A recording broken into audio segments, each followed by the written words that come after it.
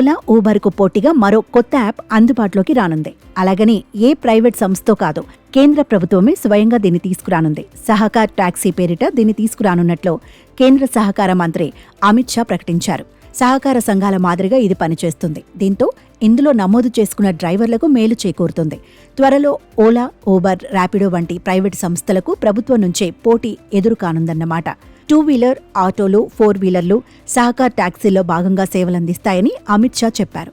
ఇందులోని లాభాలన్నీ ఏ ఒక్క కంపెనీకో పరిమితం కాకుండా డ్రైవర్లకు లబ్ధి చేకూరుతుందని వివరించారు.